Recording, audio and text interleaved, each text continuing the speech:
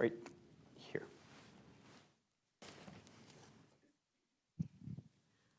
Thank you very much. Dr. Brzezinski, I want to ask you about the other side of the coin. I was just at the World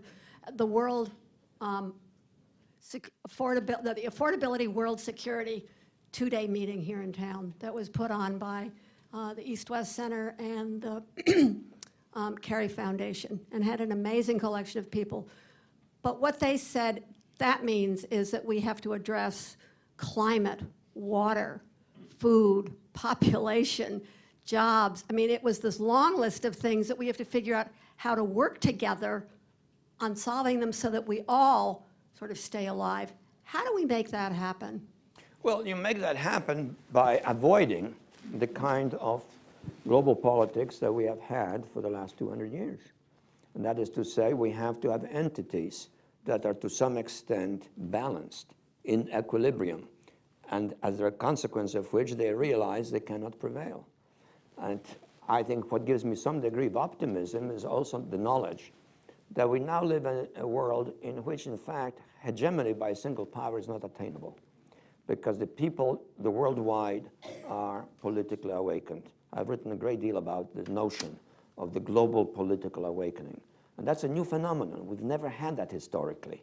It only started with the French Revolution. It only spread to Asia with World War I and its aftermath. It's now global. And that makes it much more difficult for any power to think it can be dominant. You know, President George Bush II once said that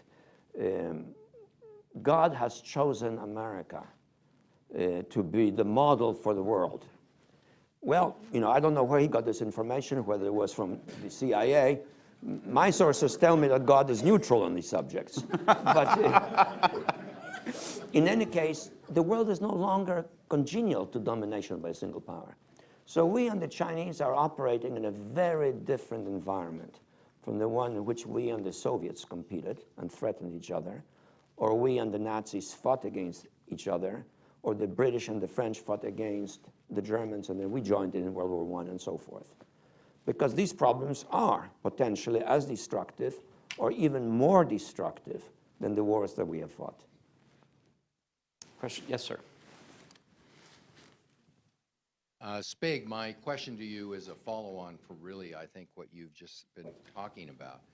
And that is, you lay out a pretty sophisticated, not a roadmap, as you say, but maybe a vision for where the United States should go in terms of thinking about its role. But you better speak up, because I'm not sure everyone I'm can sorry, hear me. but do we have a political culture and a political system that is capable of thinking in these terms? Or do we have to instead talk about exceptionalism and think in terms of bumper sticker terms in terms of foreign policy? Well, that's one of my grave concerns. In my book, in fact, I talk about some of the basic structural weaknesses of America, which actually threaten our ability to play a preeminent role. And I leave that slightly open in terms of whether we will or will not be able to do it. And one of the weaknesses is the reality that we as a democracy can only have a foreign policy as sophisticated and as intelligent as the American people.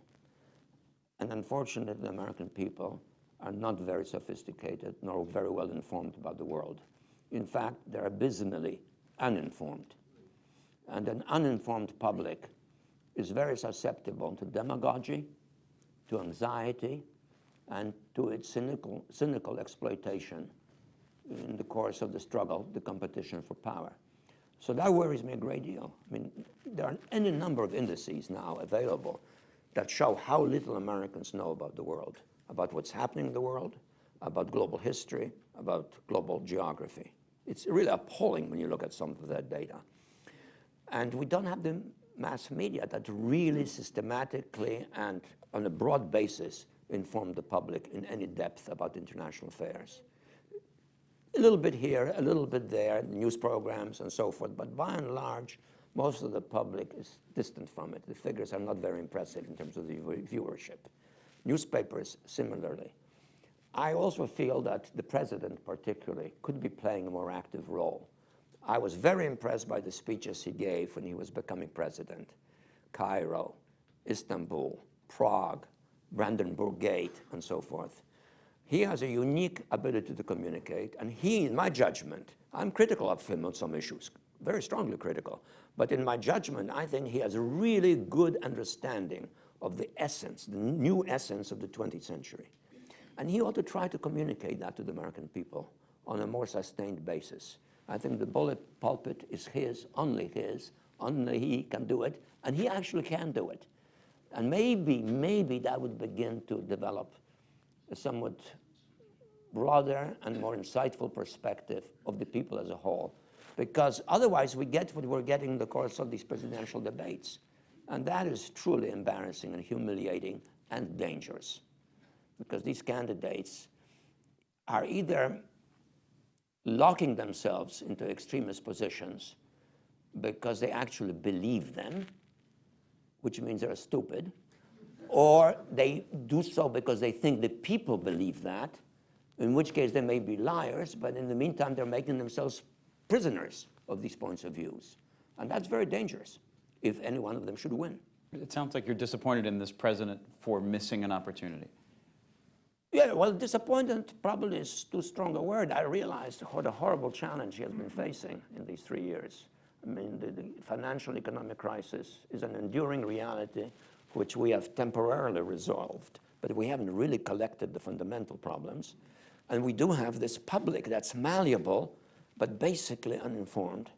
And in the course of the elections, and also the sense of anxiety and ease, their fears and preoccupations get maximized and dogmatized. The middle of the room, yes, go ahead, stand up and state your name and affiliation. I forgot to say that earlier.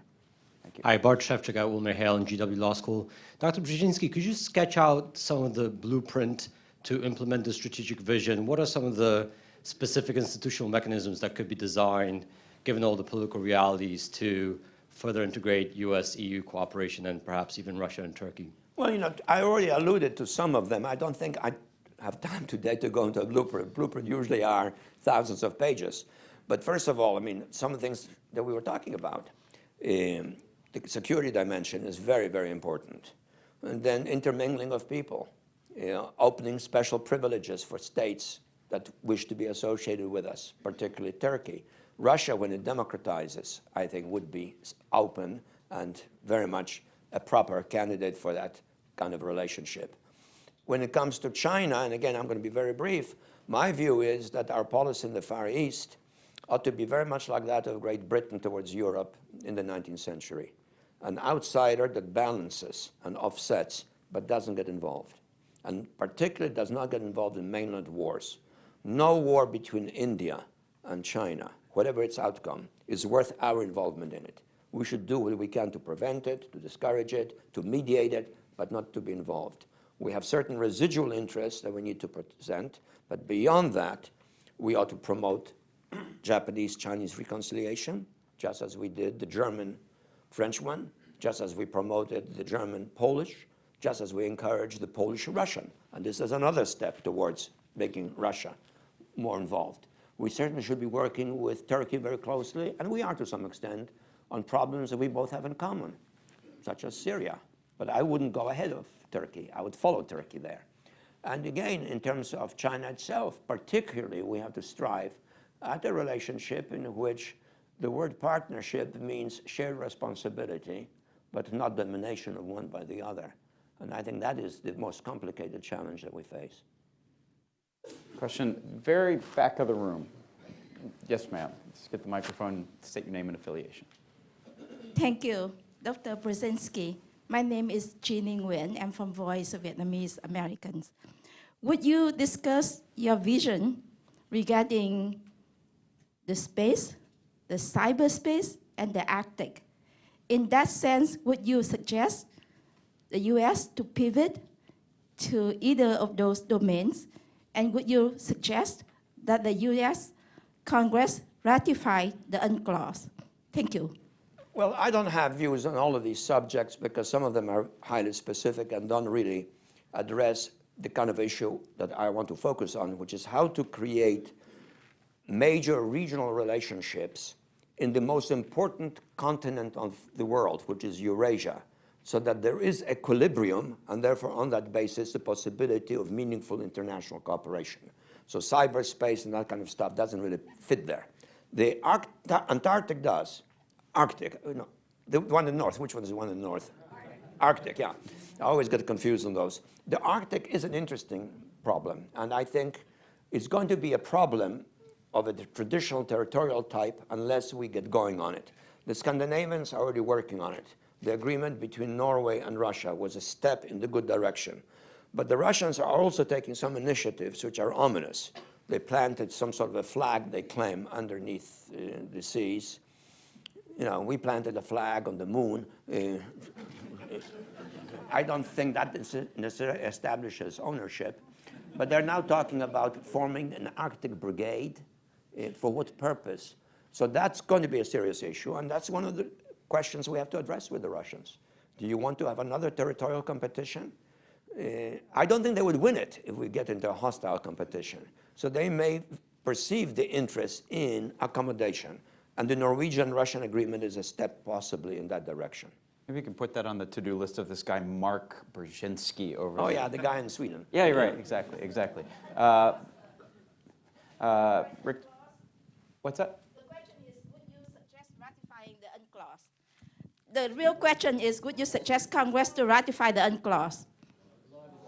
Oh, the law of seas. The United Nations Conventions on the Law of the Sea. I don't have a position on it.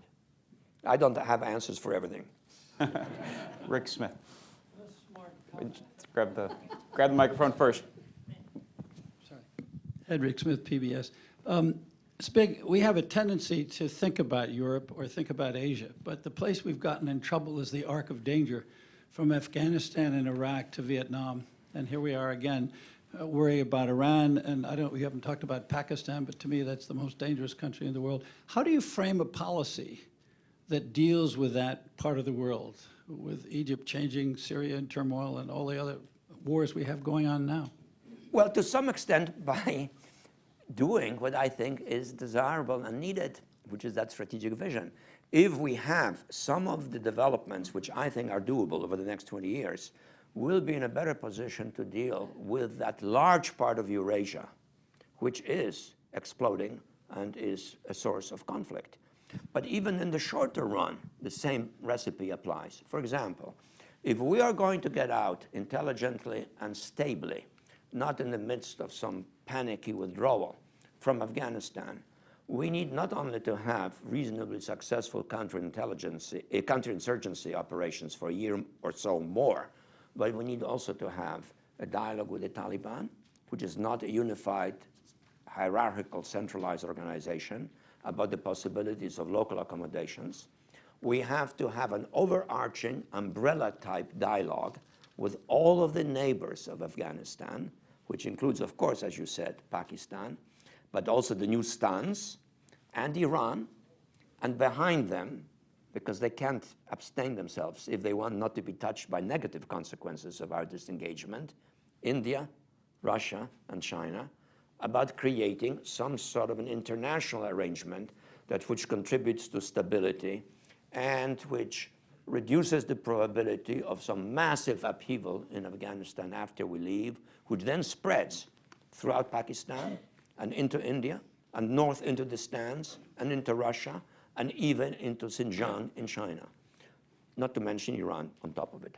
So those are the things which are absolutely compatible with what I'm saying, namely, if we want to be able to deal with these kinds of problems in Eurasia, and particularly the ones which create the greatest tensions in Eurasia, we have to be doing some of the things I'm talking about in the book.